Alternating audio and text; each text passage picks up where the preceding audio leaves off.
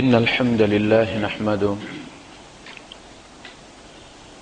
ونستعينه ونستغفره ونؤمن به ونتوكل عليه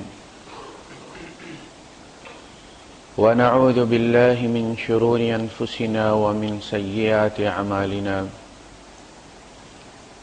من يهده الله فلا مضل له ومن يضلل فلن تجد له وليا مرشدا وأشهد أن لا إله إلا الله وحده لا شريك له ولا ضد ولا ند ولا مثيل له ولا مثال له وأشهد أن سيدنا ومولانا ومعلمنا ومرشدنا ومخرجنا من الظلمات إلى النور محمدا عبده ورسوله أرسله الله بالحق بشيرا ونذيرا وداعيا إلى الله بإذنه وسراجا منيرا فقد بلغ الرسالة وأدى الأمانة ونصح الأمة وكشف الغمة فترك أمته على المحجة البيضاء ليلها كنهارها لا يزيغ عنها إلا هالك اللهم صل وسلم وبارك على سيدنا ومولانا محمد وعلى آله وصحبه وأزواجه وذرياته وأهل بيته أجمعين أما بعد فأعوذ بالله السميع العليم من الشيطان الرجيم بسم الله الرحمن الرحيم يا أيها الذين آمنوا اركعوا واسجدوا واعبدوا ربكم وافعلوا الخير لعلكم تفلحون صدق الله العظيم رب اشرح لي صدري ويسر لي أمري واحلل عقدة من لساني يفقهوا قولي آمين يا رب العالمين۔ گزارش کی تھی میں نے کہ دین کو دو اجزاء میں تقسیم کیا گیا ہے اور یہ تقسیم قرآن و احادیث کے مطالعے سے بڑی واضح۔ پورے قرآن حکیم کے اندر آپ کو یا تو عقیدے کی بات ملے گی، توحید کی بات ہو رہی ہے اور توحید کے منافی کسی رویے کی مذمت ہو رہی ہے، اس کے نتائج بیان کیے جا رہے ہیں، یا پھر اس توحید کا جو عملی پہلو ہے، جو عملی اثر ہونا چاہیے انسان کے کردار پر، اس کو زیر بحث لایا گیا ہے، اور اگر وہ عقیدے کا اثر عمل پر نہیں ہے تو پھر اس کی مذمت کی گئی ہے اور اس کی کوئی کیٹیگری مقرر کی گئی ہے۔ اسی طرح احادیث کے اندر آپ دیکھیں گے کہ اگر ایمان کی موجودگی کا اعتراف کیا گیا ہے تو کچھ چیزوں کو بیان کیا گیا کہ جس کے اندر یہ چیزیں ہیں وہ مومن ہیں، اور جس کے اندر یہ اعمال نہیں ہیں تو وہ مومن نہیں ہے۔ یعنی اگر قبول بھی کیا گیا ہے تو کچھ اعمال کے ساتھ قبول کیا گیا ہے، اور اگر رد کیا گیا ہے تو بھی کچھ اعمال مینشن کر کے رد کیا ہے۔ صحابی فرماتے ہیں کہ قلما قلیل، جس میں بہت کم ایسا ہوتا تھا کہ اللہ کے رسول صلی اللہ علیہ وسلم کوئی خطاب شروع کریں اور آپ یہ بات نہ کہیں کہ لا ایمان لمن لا امانت لہ ولا دین لمن لا عہد لہ۔ جو شخص امانت دار نہیں ہے اس کا ایمان نہیں ہے، لا ایمان نہیں ہے ایمان اس شخص کا، من لا امانت لہ، جس کے اندر امانت داری نہیں، ولا دین لمن لا عہد لہ۔ اچھا، دین تعلق ہے ایکشن اور انٹر ایکشن کا، یوم مالک یوم الدین، بدلے کے دن کا مالک، انٹر ایکشن ہے نا، ہم نے ایک کام کیا اس کا بدلہ جو ہے وہ قیامت کے دن ملے گا۔ ولا دین لمن لا عہد لہ، اور جو عہد کا پکا نہیں، جس کا عہد نہیں، عہد کا پابند نہیں، اس کا دین کوئی نہیں۔ تو اس کا مطلب ہوا کہ جو عہد کی پابندی نہیں کرتا وہ مسلمان ہو کے بھی مسلمان نہیں ہے۔ تو اگر رد کیا گیا ہے تو یہ نہیں کہا گیا کہ بھائی اس کے دل میں ایمان اور اس کے ماتھے پہ لائٹ جلتی ہے، اگر ایمان ہے تو پھر امانت دار ہوگا۔ اچھا، امانت کا کنسپٹ اتنا وسیع ہے کہ ہر چیز آپ کے پاس امانت ہے، اولاد امانت ہے، بیوی امانت اللہ کے نام پر آپ نے لی ہے، جو جائیداد ہے وہ امانت ہے، یہ زندگی امانت ہے کسی کی۔ یہ جو ارادہ ہے آپ کا، جو چوائس ہے، یہ امانت ہے. اسی کا انکار کیا تھا نا پہاڑوں نے. انا عرضنا الامانۃ علی السماوات والارض والجبال فابین ان یحملنها واشفقن منها. ہم نے ان پر ارادہ پیش کیا تھا کہ تمہارے سامنے آپشن ہے، یا تو ہم جبرن تم کو اپنا مطیع بنا لیتے ہیں، یا تم اختیار دیتے ہیں کہ تم چاہو تم ہماری نافرمانی بھی کر سکو. نا کہ ہمیں اختیار چاہیے ہی نہیں، آپ ہمیں جبرن کر دیں، اپنا مطیع بنا لیں. اشفقن منها، وہ ڈر گئے سے کہ یہ ارادہ مس یوز نہ ہو جائے کہیں. وحملها الانسان، اور انسان نے اس کو اٹھا لیا. تو اصل مسئلہ جو ہے وہ آپشن کا ہے کہ آپ کون سا آپشن لیتے ہیں. خیر اور شر اسی پر لاگو ہوتی ہے. وہی خوشبو ہے آپ لگا کے مسجد میں آتے ہیں تو ثواب ہو جاتی ہے، وہی خوشبو لگا کے آپ سین میں چلے جاتے ہیں تو گناہ میں چلی جاتی ہے. وہی زینت آپ اختیار کرتے ہیں، سوٹ پہن کے آپ مسجد میں آ جاتے ہیں، وہی سوٹ نیکی بن جاتا ہے. وہی سوٹ پہن کے آپ کہیں ڈیٹ پہ چلے جاتے ہیں، گناہ بن جاتا ہے. اس میں سوٹ کے ساتھ کوئی مسئلہ نہیں، سوٹ تو سوٹ ہے. آپ کا آپشن اس کو نیکی یا بدی میں تبدیل کر دیتا ہے. یہی آنکھوں کا معاملہ ہے، یہی زبان کا، یہی کانوں کا، ہر چیز کا یہی معاملہ ہے، یہی دنیا کا. آپ بلینئر ہیں لیکن اللہ کے مطیع ہیں، اللہ آپ سے قرض مانگتے. اس سے بڑا کوئی اعزاز ہے کسی سے؟ یعنی وہ جو ہمارے یہاں مذمت کی گئی ہے نا دنیا کی، وہ اس دنیا کی مذمت کی گئی ہے جو اللہ سے دور لے جاتی ہے، جو اللہ کے قریب کر دیتی ہے، اللہ کو قرض دیتی ہے. اس کی تو تعریف کی گئی. فرمایا کہ کچھ لوگ ایسے ہوں گے جو قیامت کے دن نور کے ممبروں پر بیٹھے ہوں گے اور انبیاء ان پر رشک کریں گے اور ایک دوسرے سے پوچھیں گے یہ کون سے نبی ہیں.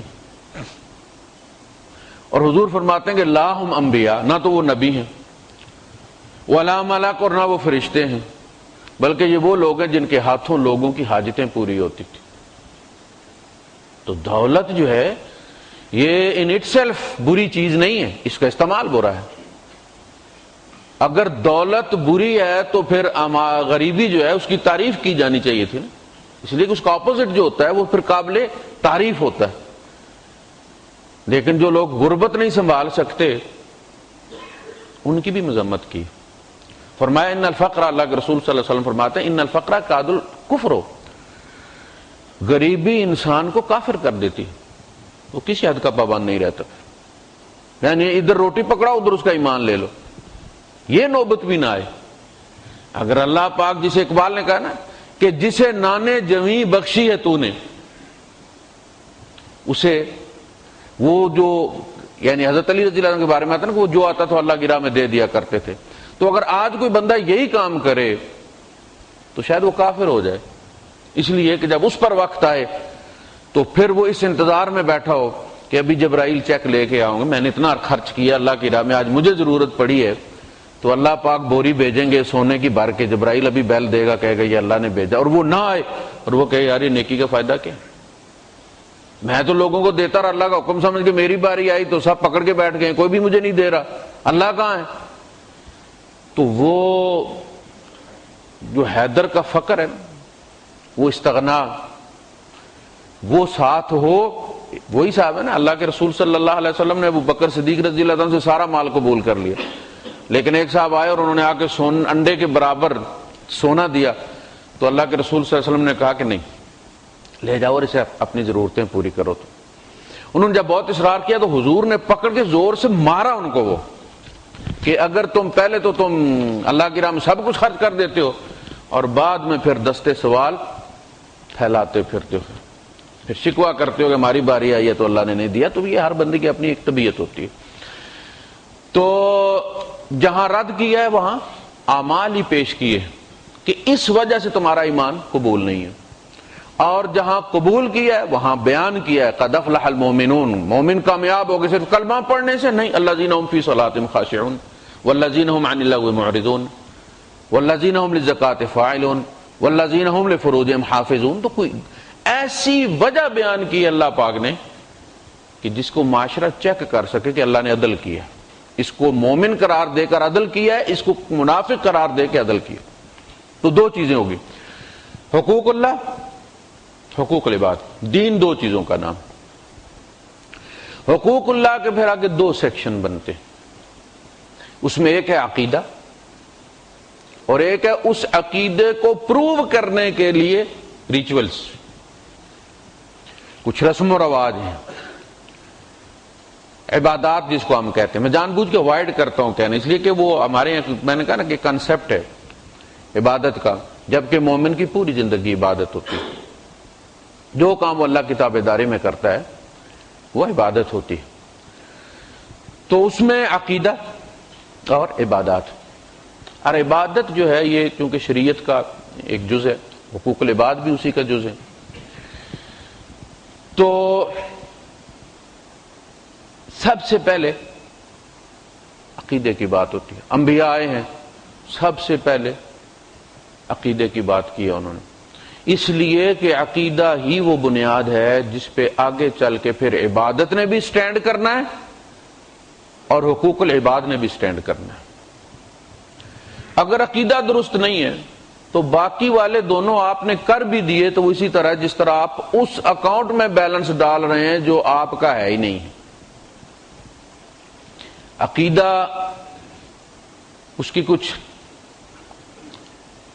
پراپرٹیز ہیں. شریعت جو ہے یہ کبھی نہیں بھی ہوتی، شریعت کبھی نہیں بھی ہوتی، عقیدہ ہوتا ہے. یعنی مومن شریعت کے بغیر مومن تھے، عقیدے کے بغیر مومن نہیں. ایک وقت تھا، ایک وقت نہیں 13 سال تھے، 23 سال میں 13 سال تھے جب نماز کوئی نہیں، روزہ کوئی نہیں، زکوٰۃ کوئی نہیں، حج کوئی نہیں، صرف لا الہ الا اللہ کی محنت. 13 سال. اگر لا الہ الا اللہ درست نہیں ہے تو پھر کچھ بھی نہیں. باقی سارا کچھ مکے والے کر رہے تھے، اللہ کو قبول نہیں تھا.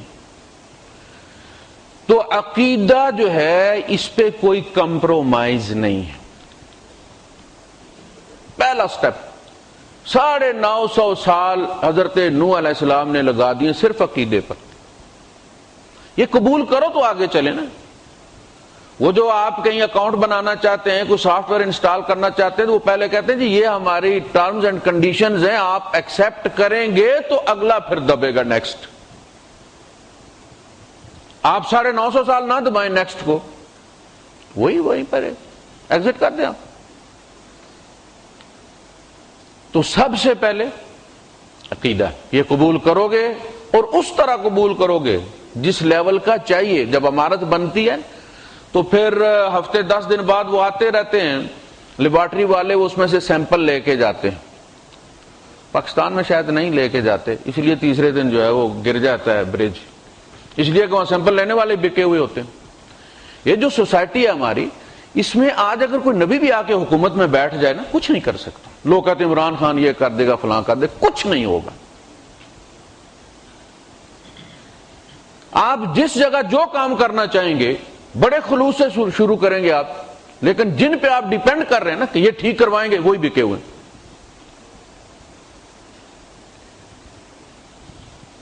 تو سیمپل لیتے رہتے ہیں آ کے، سریا ڈالا آپ نے سٹیل فکسنگ کر دیا، اب تب تک کنکریٹ نہیں ڈال سکتے جب تک وہ آ کے پاس نہ کرے کہ اس سریا اس سٹینڈرڈ کا ہے اور اس طرح بندھا ہوا ہے کہ نہیں. ایمان کا یہی معاملہ ہے، قدم قدم پر چیک ہوتا ہے یہ اس لیول کا ہے جس پر نماز کا بوجھ رکھا جا سکے یا نہیں. جو ایمان تمہیں بستر سے مسجد تک نہیں لاتا وہ تمہیں اتنے دور جنت میں کیسے لے جائے گا. چپے پر مسجد ہے تو نہیں آتا. تو جو اقبال نے کہا ہے کہ خرد نے کہہ بھی دیا لا الہ تو کیا حاصل. یہ جو تمہارا تاجر ذہن ہے، اگر اس نے کہہ بھی دیا لا الہ کیا حاصل. دلوں نے کہا جو مسلمان نہیں تو کچھ بھی نہیں. اندر بھی پختگی ہونی چاہیے اس کی. تو عقیدے پہ کوئی مصلحت نہیں ہے، کوئی کمپرومائز نہیں ہے. شریعت پہ ممکن ہے. آپ بیمار ہیں روزہ نہ رکھیں، آپ بیمار ہیں روزہ نہ رکھیں، بعد میں رکھ لیں. نہیں رکھ سکتے، بیماری دائمی ہے، فدیہ دے دیں. آپ سفر میں 2 رکعت پڑھ لیں. عقیدے میں کوئی کمپرومائز. آپ سفر میں ہیں یا حضر میں، بیمار ہیں یا صحت میں ہیں، لا الہ الا اللہ پہ کوئی آپ کو چھوٹ نہیں. اسی طرح میں نے عرض کیا کہ نماز نہیں تھی، روزہ نہیں تھا، زکوٰۃ نہیں تھی، جس کو ہم عبادات گنتے ہیں وہ سارے کوئی نہیں تھے، صرف ایک ہی تھا لا الہ الا اللہ، 13 سال اس پہ گزارا ہوا، سارے مومن تھے۔ تو عقیدے پہ کوئی مصلحت نہیں۔ لوگ کہتے ہیں جی اگر یہ سچی بات کی، حق بات کی، توڑ پیدا ہوگا۔ یہ لوگ اللہ سے بھی زیادہ حکیم بننے کی کوشش کرتے ہیں۔ اللہ نے اپنے نبی کی یہ پٹی نہیں پڑھائی کہ لوگوں کو چیٹ کرو، تم کو نہیں، ہم بھی تمہارے ساتھ یہ کرتے ہیں، دیکھو نا ہم بھی تمہارے جیسے نہیں، ہم تمہارے جیسے نہیں ہیں۔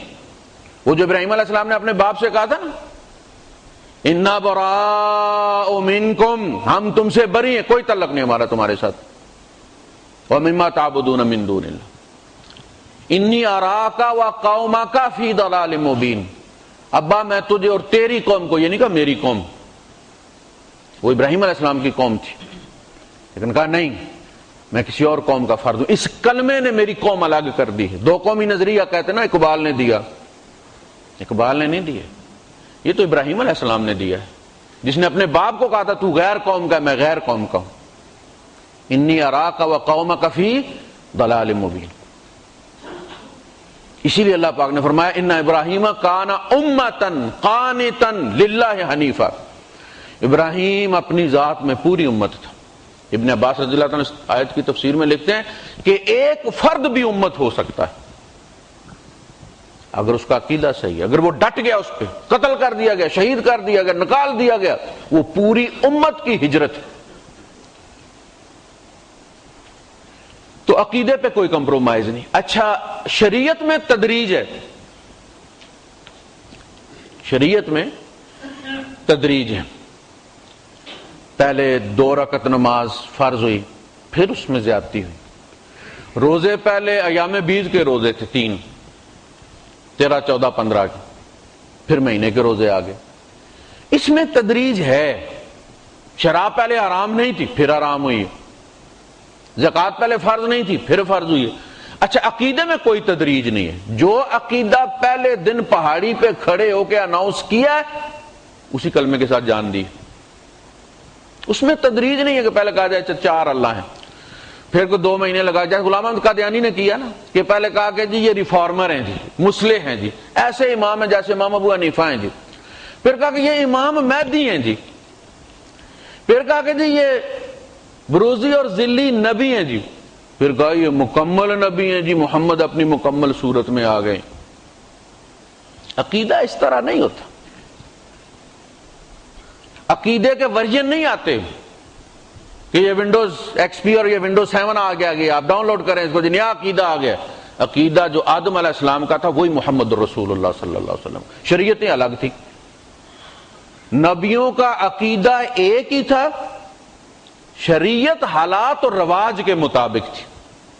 عقیدہ کبھی بھی رواج کے مطابق بدلتا نہیں ہے کہ پاکستان میں تو اللہ سب کنٹریکٹ دے دے، بچے پیدا کرنے کے مختلف بزرگوں کو بانٹ دے، ڈپو کھول دے، اور یو اے ای میں سارے بدوؤں کو خود ہی دے،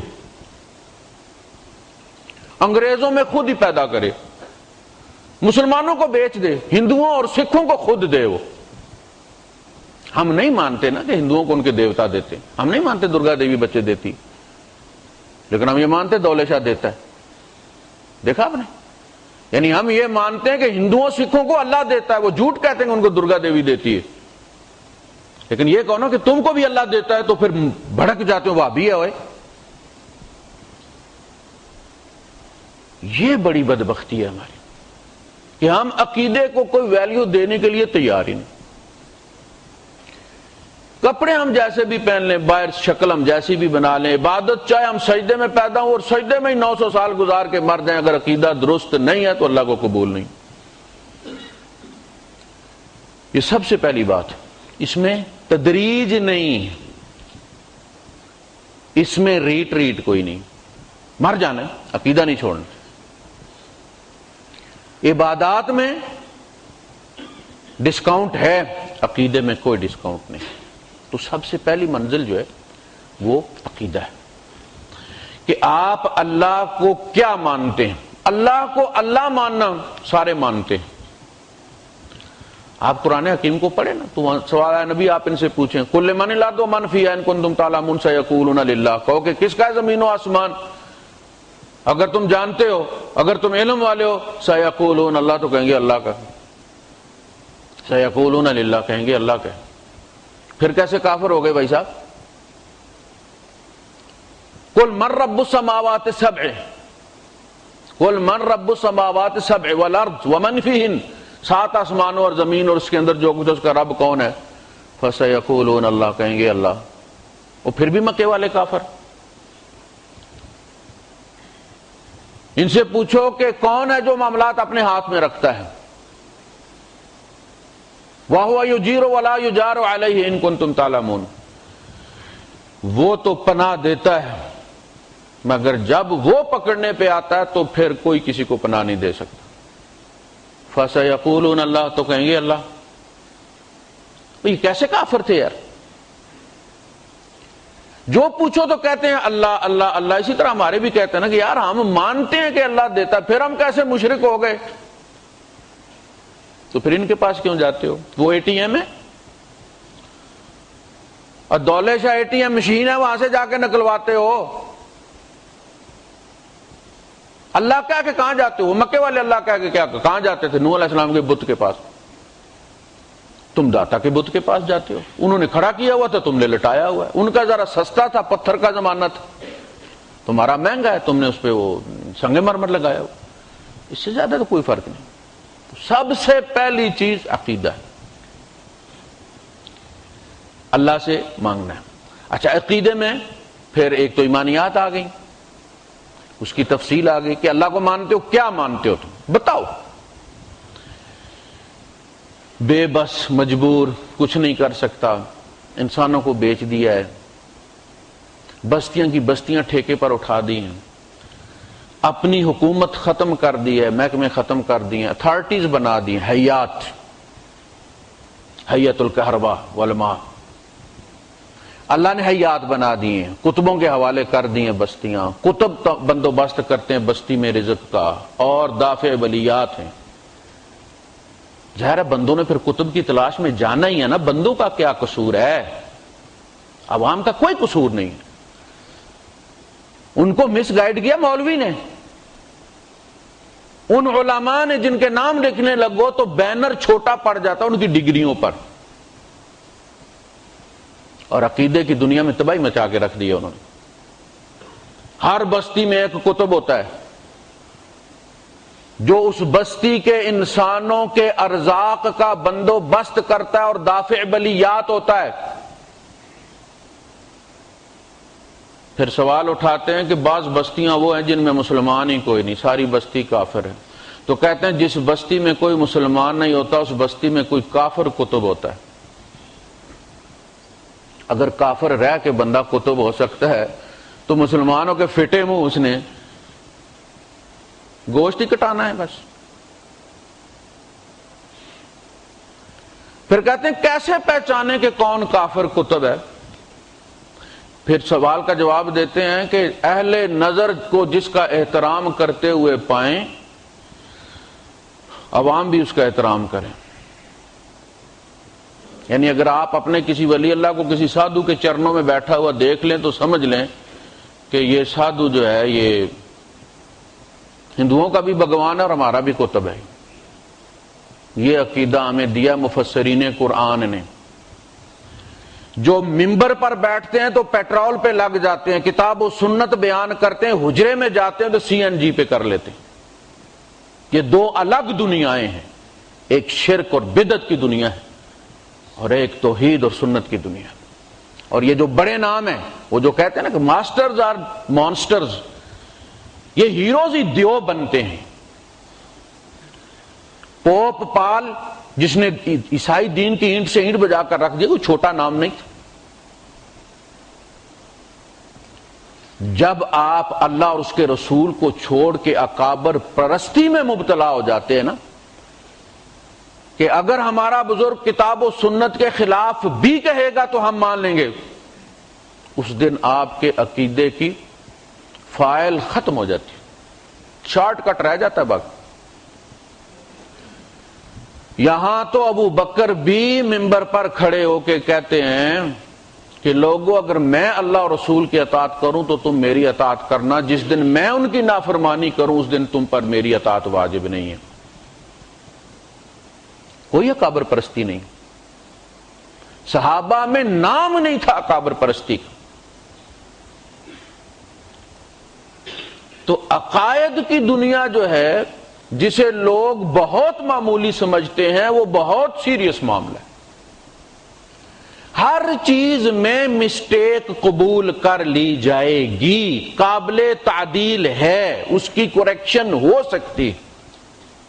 اللہ پاک نے فرمایا قرآن حکیم کے اندر، ان اللہ لا یغفر ان یشرک بہ ویغفر ما دون ذلک لمن یشاء، میں نماز کی کمی معاف کر دوں گا، روزے کی کمی معاف کر دوں گا، زکوٰۃ کی کمی معاف کر دوں گا، حج کی کمی معاف کر دوں گا، میں زنا معاف کر دوں گا، شراب نوشی معاف کر دوں گا، میں جوا کھیلنا معاف کر دوں گا، شرک نہیں کرتا، ہرگز نہیں کرتا، لن نیور۔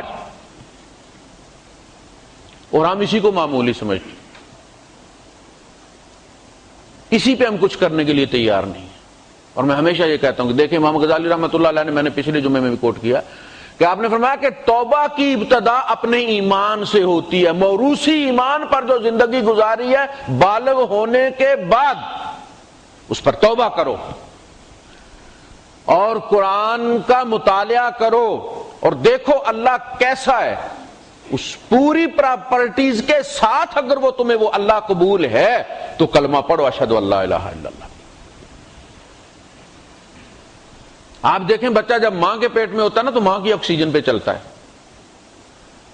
اس کا اپنا جو ناک ہے نا وہ اور پھیپھڑے وہ 0 میٹر ہوتے ہیں، اسے ماں کا آکسیجن مکسڈ بلڈ ملتا ہے، لیکن جب وہ پیدا ہو جاتا ہے نا تو اماں کی آکسیجن پہ نہیں چلتا، پھر اسے اپنی آکسیجن چاہیے۔ اب جب تک تم نابالغ ہو نہ سمجھو ماں باپ کا عقیدہ چل سکتا ہے۔ وہ جو قبر میں کہے گا ہاں ہاں لا ادری، مجھے نہیں پتا، میں لوگوں کو جیسا کہتے سنتا تھا کہہ دیتا تھا، یہ ہے موروثی دین،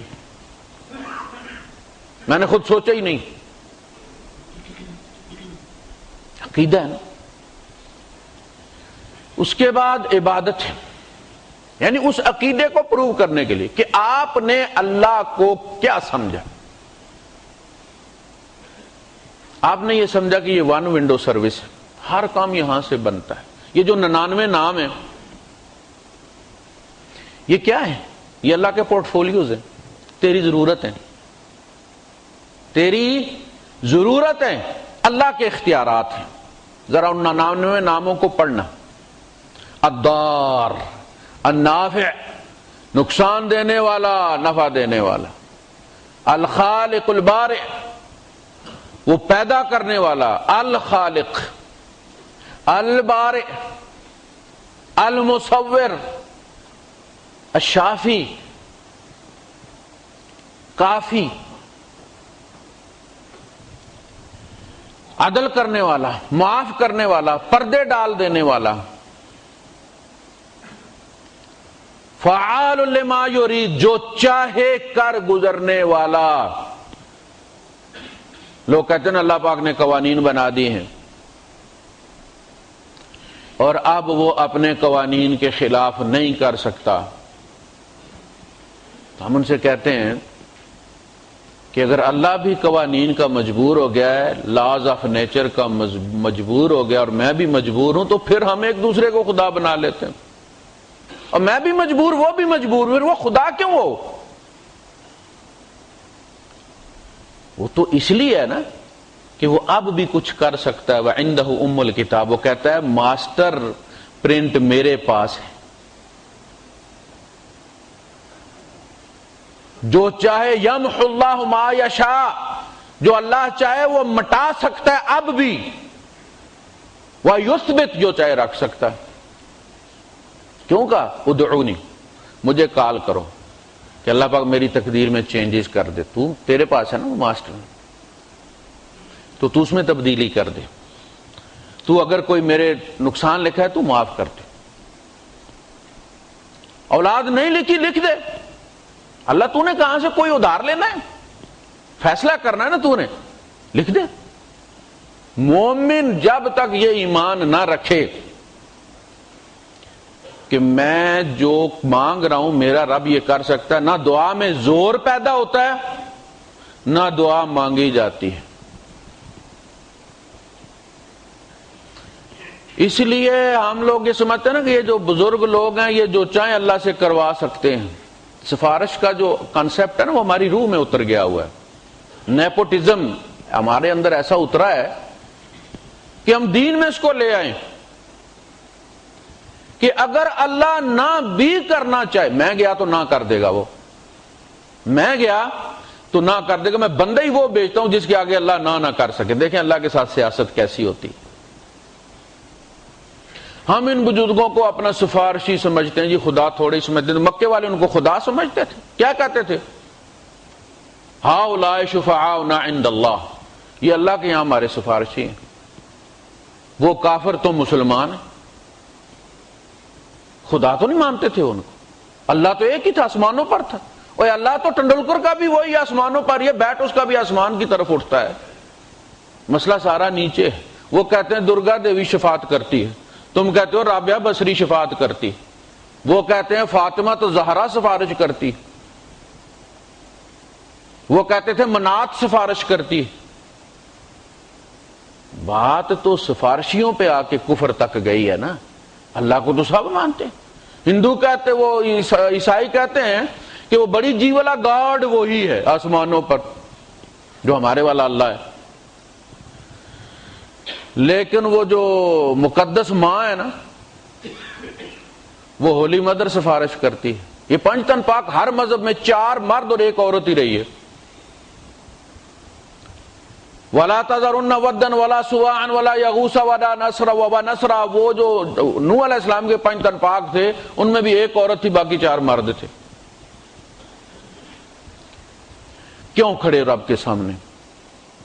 جب وہ کہہ دیتا کہ هَذَا لَيْسَ مِن صَلَاحِيَّتِي، this is not my title, I am not entitled to do so،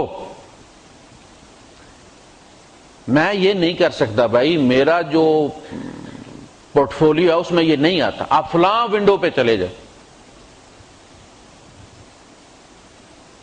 اللہ نے کہیں کسی نبی کو بھی بھیجا ہے یا کہا کہ خود ہی لے لو؟ اللہ نے نبی کو ونڈو کھولنے کی اجازت نہیں دی، کیا مانگ کے لو؟ تمہارے لیے بھی ایک ہی ونڈو ہے۔ سورہ الانبیاء بڑی عقیدے کے معاملے میں بڑی مارکۃ الآراء سورت ہے۔ سارے نبیوں کی دعائیں اور مصیبتیں کوٹ کی ہیں اللہ نے کہ دیکھو وَنُوحًا، نوح نے بھی ہمیں پہلے پکارا تھا، فَاسْتَجَبْنَا لَهُ، ہم نے اس کی بھی سنی تھی اور ہم نے اس کو بھی بچایا تھا، اس کے گھر والوں کو بھی بچایا تھا۔ اور فلاں نے بھی ہمیں پکارا تھا، فلاں نے بھی ہمیں پکارا تھا۔ وَأَيُّوبَ إِذْ نَادَىٰ رَبَّهُ أَنِّي مَسَّنِيَ الضُّرُّ وَأَنتَ أَرْحَمُ الرَّاحِمِينَ، ایوب نے بھی بیماری میں ہم کو پکارا تھا۔ ایوب علیہ السلام آپ دیکھنا، ہمارے یہاں تو پیر پاؤ بھر تھوک دیتا ہے بچے کے منہ میں، ہفتہ بھوک نہیں لگتی اس کو۔ ایک صاحب کہتے ہیں میں بچہ لے کر گیا تو وہ بزرگ کچھ پڑھ رہے تھے، میں نے کہا کچھ پڑھ رہے ہیں بچے پہ دم کریں گے، تو بزرگ تھوک اکٹھا کر رہے تھے۔ جب ٹھیک بھرا گیا نا ان کا پمپ، تو انہوں نے اشارہ کیا منہ کھولو، بچے نے منہ کھولا، پڑوچ کر کے جناب والے پورا اندر پمپ کر دیا، بچے نے الٹیاں کرنی ادھر ہی شروع کر دی۔ اللہ پاک نے نہیں کہا کہ ایوب تو وہ اپنا تھوک مار لے، اور ایوب علیہ السلام اولو العزم رسول ہیں، ان کے تھوک میں شفا کوئی نہیں، کچھ بھی نہیں، ان کے تھوک میں شفا نہیں جب تک رب کن نہ کہے۔ موسیٰ کے عصا میں کچھ نہیں، 12 سال 10 سال بکریاں چراتے رہے ہیں، رب نے کن کہا تو پھر وہ ہوا جو ہوا، پھر وہ دریا بھی پھاڑ دیتا ہے، پھر وہ پتھر میں 12 چشمے بھی جاری کر دیتا ہے، پھر وہ اژدہا بھی بن جاتا ہے۔ اور جب حضرت یونس علیہ السلام کو مچھلی نگل گئی تو ان کی کوئی شکتیاں، ساری شکتیاں سسپینڈ تھیں۔ فنادى في الظلمات اللہ الہ الا انت، دیکھا نا نبی بھی لا پر پہنچ گئے نا. سبحانک، تو مجھے نہ بچا سکے، تو اس عیب سے بری ہے، تو اس کمزوری سے بری ہے کہ میں یہ سمجھوں کہ میرا خالق مجھے بچانا تو چاہتا ہے، بڑا مخلص ہے، بڑا درد ہے اس کے دل میں میرا، لیکن میں اس وقت اس کی پہنچ سے دور ہوں، کر کچھ نہیں سکتا. ہوتا نا بدو بھی جواب دے دیتا کہ لا واللہ نما اقدر سوى شيء، میں تمہیں نکلوانا تو چاہتا ہوں لیکن جو دفعہ تم پر لگی ہوئی ہے میں بے بس ہوں. کالا میں سبحانک، میں ایسے بے بس رب پر ایمان نہیں لایا. کہتے ہیں یہ جو زمزم ہے نا، یہ یقین کی ایڑیوں سے، دائمی چلنے والا آب زمزم یقین کی ایڑیوں سے پھوٹتا ہے، کدالوں اور پھوڑوں سے نہیں نکلتا. ایوب کو کیا کہا اللہ نے؟ ایوب اپنی ایڑی مار، اور خود برجلک، کوئی بورنگ مشین نہیں بلائی، کہا ایڑی مارو. ایڑیاں تو وہ کب سے رگڑ رہے تھے، 18 سال سے. اب اللہ نے کہا دیکھ ایڑی کیا کرتی ہے. ھذا مغتسل بارد وشراب، یہ جو چشمہ پھوٹ پڑا ہے تیری ایڑی سے، یقین کی ایڑی سے، اس سے پی بھی اور نہا بھی. اب شفا آ گئی ہے نا. تو پتہ یہ چلا کہ نبی بھی اللہ سے مانگتے ہیں، اور اس یقین کے ساتھ مانگتے ہیں کہ بڑھاپے میں بھی دے سکتا ہے. وَلَمْ أَكُمْ بِدُعَائِكَ رَبِّ شَقِيًّا، اللہ آج تک تو نے مجھے خالی نہیں موڑا، کہ میں کرنا تو چاہتا ہوں لیکن میں کر کوئی نہیں سکتا. وہ جیسے سکھ نے کہا تھا کہ تمہارے مقدر میں اولاد تو کوئی نہیں ہے پر میں دم کر کے دیتا ہوں، یہ لڈو بیوی کو کھلاؤ تو بچہ ہو جائے گا. یہ لیگ بائک ہے. ایسا نہیں ہو سکتا. تو نے مجھے واپس نہیں موڑا. اللہ نے فرشتوں کو بھیجا، منظوری ہوئی، فرشتے دوڑ پڑے اور وہ نماز میں کھڑے اور فرشتوں نے گھیرا ہوا اور مبارکیں دے رہے ہیں. نام رکھ کے بھیجا بچے کو. کہا انا یکون لی غلام انا یکون لی ولد، اللہ بچہ کیسے ہوگا، میں جوان ہو جاؤں گا، بیوی بھی جوان ہو جائے گی نئے سرے سے. کہا نہیں. کذالک، بچہ دینے کے لیے ہمیں جوانی کی ضرورت نہیں، اسی طرح ہو جائے گا. اس یقین کے ساتھ کہ اللہ کے رسول صلی اللہ علیہ وسلم نے فرمایا اگر رب تمہیں دینا چاہے تو پتھر پہ بھی ٹپکا دو تو وہ بچہ دے دے. اس یقین کے ساتھ مانگو گے تو ملے گا. ڈھولمل یقین جو ہے نا وہ بات پہنچاتا نہیں، بیلنس پورا نہیں ہوتا، کال کٹ جاتی ہے درمیان. اس یقین کے ساتھ، اس یقین کے ساتھ جب آپ کھڑے ہوں گے رب کے سامنے تو وہ کھڑا ہونا ہی بتا دے گا کہ یقین کے ساتھ کھڑا ہے. آپ دیکھیں جو ہماری عبادات یہ ساری معاشرے کی مختلف حرکات سے ہی لی گئی ہیں تاکہ سمجھ لگے. دین عربوں کی اصطلاحات میں آئے تو اصطلاحات ان سے لی گئی جو ان کی پریکٹس میں چیزیں تھی یا ان کے علم میں تھی. حکم دیا اللہ پاک نے کہ قوموا للہ قانتین، اللہ کے سامنے اس طرح کھڑے ہو جاؤ جس طرح قانتین کھڑے ہوتے. اب یہ قانتین کون ہے بھائی؟ قانت کس کو کہتے ہیں؟ اللہ نے تو حکم یہ دیا. اب تابعدار جس طرح کھڑے ہوتے ہیں، کسی کے سامنے ڈرا ہوا کھڑا ہوتا ہے، اس طرح ہو جاؤ کھڑے. تو قانت کے درجات ہیں. وَمَن يَقْنُتْ مِنكُنَّ لِلَّهِ وَرَسُولِهِ، تو قنوت کہتے ہیں تابعداری کے اظہار کو، زبانی اظہار کو. تو قوموا للہ قانتین، اس طرح کھڑے ہو جاؤ جس طرح تابعدار کھڑے ہوتے ہیں.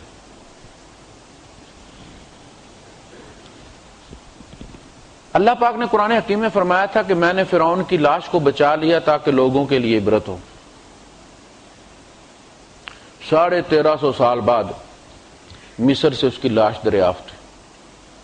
آیت پڑھی جاتی رہی، مصداق سامنے کوئی نہیں تھا، مسلمانوں کو یقین تھا کہ فرعون ملا نہیں لیکن بچ گیا ہے، کیونکہ اللہ کہہ رہا بچ گیا۔ فَالْيَوْمَ نُنَجِّيكَ بِبَدَنِكَ، ہم تیرے بدن کو بچا لیں گے تاکہ تو پچھلوں کے لیے عبرت بنے۔ بدن سامنے آ گیا، پتہ چل گیا کہ جی اتنے 100 سال بعد جا کے وہ چیز سامنے آئی۔ فرعون کے جو مقابر اہراموں کی جب کھدائی ہوئی تو اس میں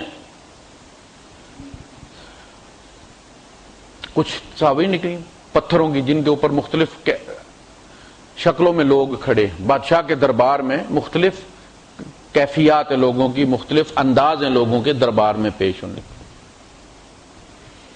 اس میں ایک انداز میں لوگ اس طرح سے بادشاہ کے سامنے کھڑے ہیں۔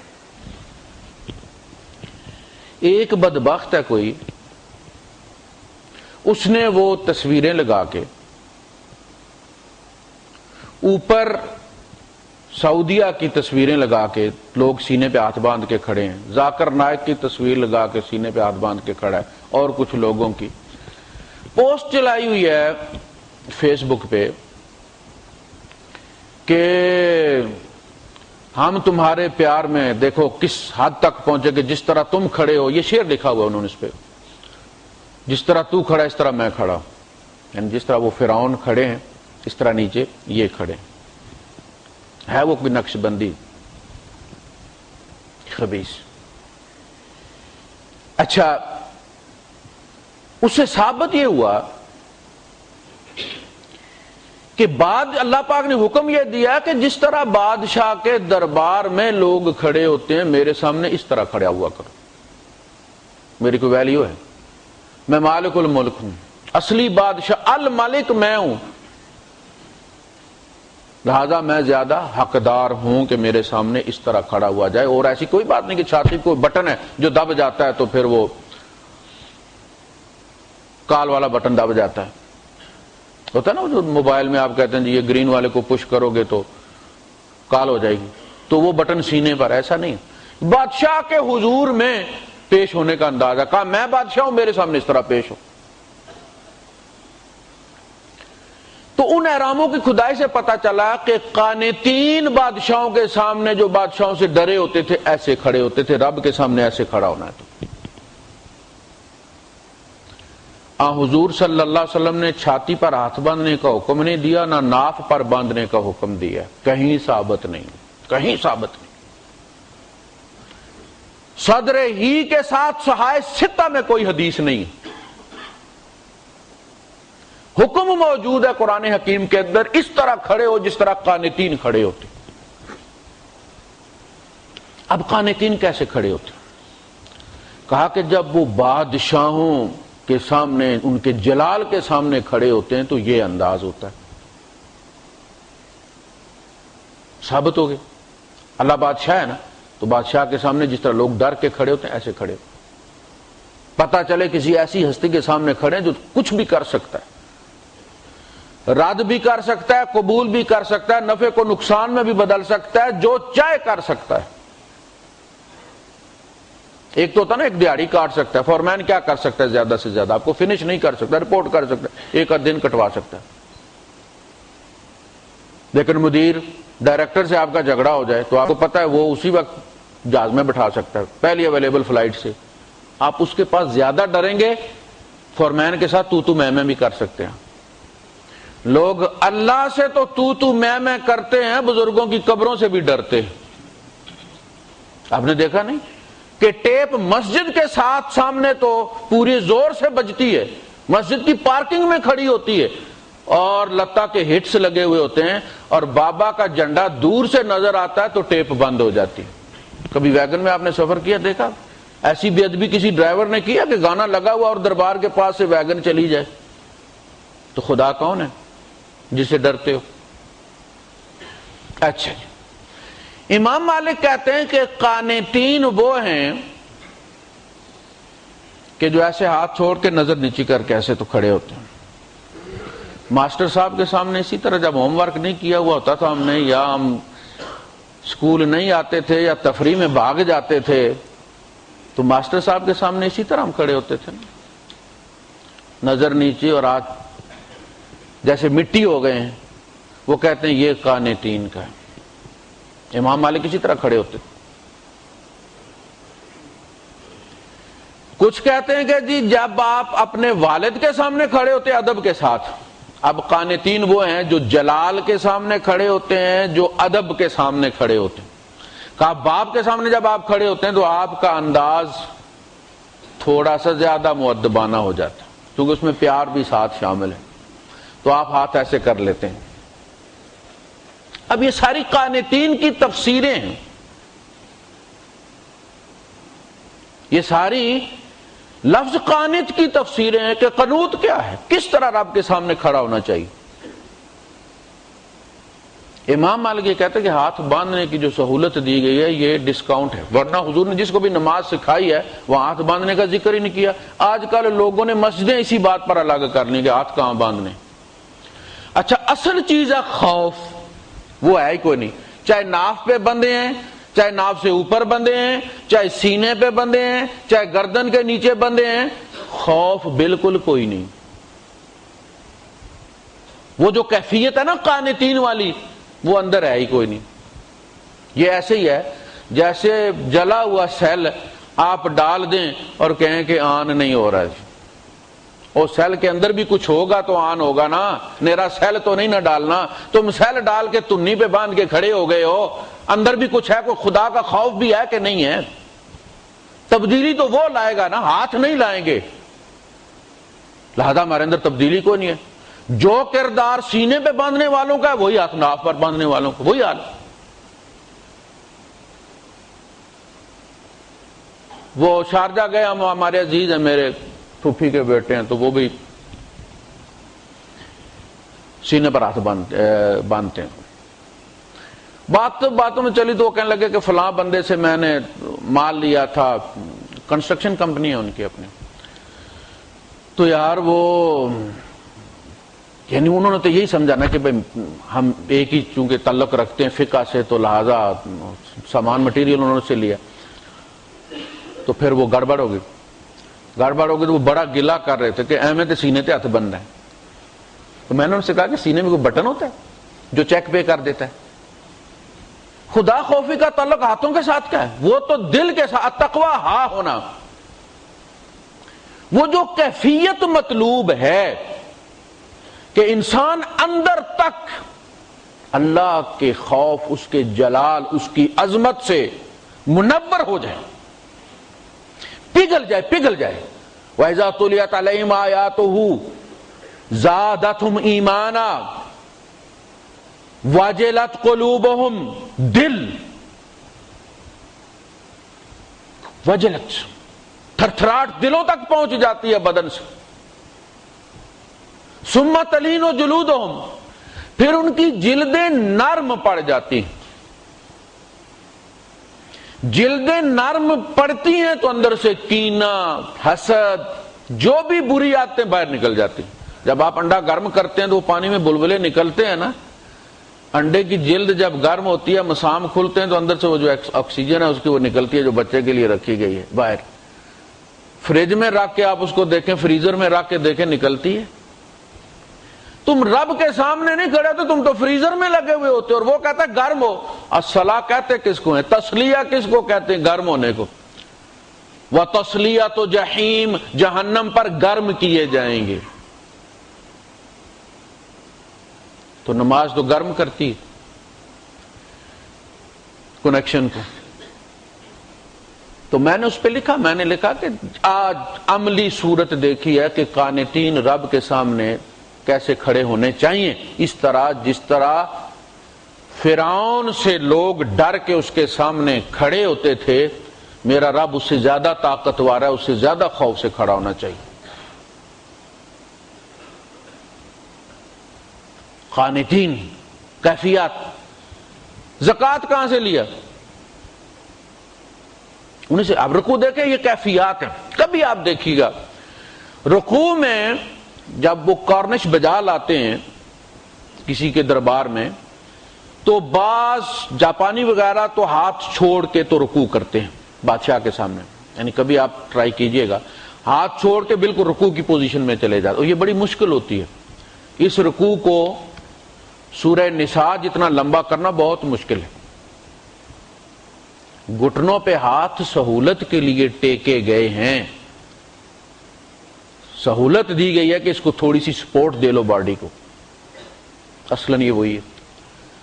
عبداللہ ابن مسعود رضی اللہ تعالیٰ کہتے ہیں کہ کتنا عرصہ ہم تطبیق کرتے تھے، بلکہ بعض تو راوی یہ کہتے ہیں، فقہا یہ کہتے ہیں کہ وہ آخر تک تطبیق کرتے رہے کہ دونوں ہاتھ جوڑ کے رکوع میں دونوں گھٹنوں کے درمیان تو رکوع کیا کرتے تھے۔ کبھی ایسا کر کے آپ دیکھیں نماز کے باہر، کبھی آپ پریکٹس کیجئے کہ یہ بھی ایک صورت ٹھیک، آپ کو پتہ چلے گا کہ یہ کیا کیفیت، اصل میں ایک ہی کیفیت میں رکوع کر کے ایک ہی کیفیت میں سجود کر کے ہم اتنے یوزڈ ٹو ہو گئے کہ نہ کسی سجدے سے ہمارے اندر تھرتھلی مچتی ہے نہ کسی رکوع سے کوئی فرق پڑتا۔ اصل میں ہم اوپر کھڑے ہی رہتے ہیں، ہماری خرد کھڑی رہتی ہے، ہمیں پتہ نہیں ہوتا سجدہ، بس سجدہ کر پتہ ہوتا تو ہم بھولتے کیونکہ کتنے سجدے کیے ہیں۔ اچھا سجدہ کیسے کرتے تھے؟ سجدہ انتہائی ذلت کی صورت ہوتی تھی، یہ اس وقت ہوتا تھا جب جان کی امان مانگی جاتی تھی، یہ آخری کیفیت ہوتی تھی۔ یہ رکوع بھی بادشاہوں کے یہاں ہوتا تھا، لیکن اس میں یا تو تطبیق ہوتی تھی کہ دونوں ہاتھ جوڑ کے بے بسی کا اظہار تھا کہ میں نے اپنے آپ کو باندھ کر آپ کے سامنے کر دیا، آپ چاہیں تو رکوع میں میری گردن اڑا دیں، میں بے بس ہوں، یہ بے بسی کا ایک اظہار تھا۔ دونوں ہاتھ باندھنے کا مقصد یہ ہے کہ میں کچھ نہیں کر سکتا، میں نے افوض امری اللہ، میں نے سارے معاملات اللہ کے سپرد کر دی۔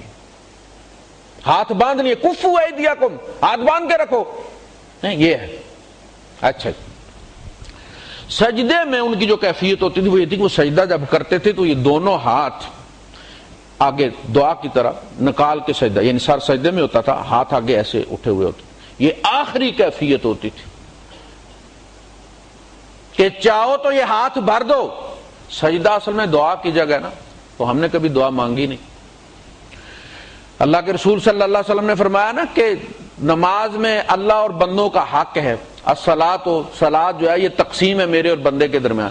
حضور نے فرمایا جب تم سجدے میں ہوتے ہو تو یہ مانگنے کی جگہ ہے، اب فیڈ کرو۔ وہ آتا ہے نا، آپ کیش وڈرال پہ جاتے ہیں، وہ کہتے ہیں 500 چاہیے، 200 چاہیے، 1000 چاہیے، ادر اماؤنٹس، آپ ادر اماؤنٹس جب دباتے ہیں تو پھر وہ کہتا کہ اب جتنے چاہیے اگر وہ تیرے بیلنس میں ہیں تو فیڈ کرو، پھر اوکے دبا دو۔ تو سجدہ وہ جگہ ہے کہ جو ڈال، تو اپنے اکاؤنٹ کو نہ دیکھ، رب کے خزانے کو دیکھ، تیرا رب سب کر سکتا ہے۔ تو ہاتھ آگے نکال کے سر سجدے میں رکھ کے، یہ بے بسی کی انتہا ہے کہ اور کوئی جگہ نہیں، ختم ہو گئی، زمین آ گئی نا۔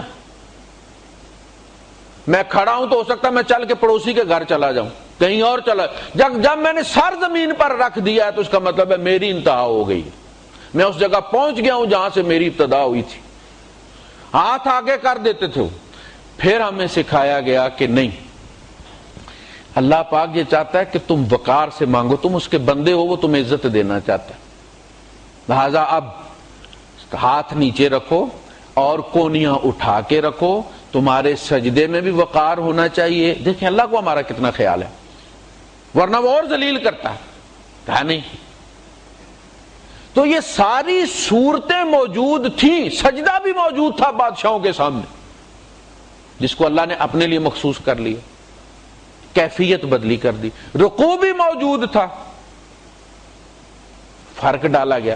تو یہ وہ اصطلاحات تھیں جو عربوں کے لیے غیر معروف نہیں تھی۔ زکوٰۃ لیا گیا ہے گوڈی سے، جب آپ کوئی چیز بوتے ہیں تو پھر اس میں ایک وقت آتا ہے کہ زمین کے اندر جڑی بوٹیاں جو ہوتی ہیں وہ اگاتی ہیں، آپ نہ بھی چاہیں، کچھ بیج کے اندر شامل ہوتی ہیں، کچھ زمین کے اندر موجود ہوتی ہیں، وہ نکل آتی ہیں۔ اب آپ کیا کرتے ہیں؟ جاہل سے جاہل جٹ بھی اسے پتا ہے کیا کرنا ہے، وہ رمبا لیتے ہیں اور اس سے گوڈی کرنا شروع کر دیتے ہیں، وہ جڑی بوٹی نکالتے ہیں اور وہ مٹی چڑھاتے جاتے ہیں ان کی جڑوں پر، چاہے وہ چنے کی فصل ہو، چاہے وہ مسور کی ہو، چاہے وہ مونگ پھلی ہو، گوڈی ضرور کرتے ہیں۔ دوسرا چھدرائی، پودے آپ نے لگا دیے اس احتیاط کے ساتھ کہ ہو سکتا ہے کہ اس میں سے 10 یا 100 نہ لگیں، لیکن جب سارے اگ آئے تو اب آپ نے ان کے درمیان میں سے، ہر پودے کے درمیان میں سے ایک پودا نکال لیا، وہ نکال لیا، وہ نکال، تاکہ ان کو گیپ مل جائے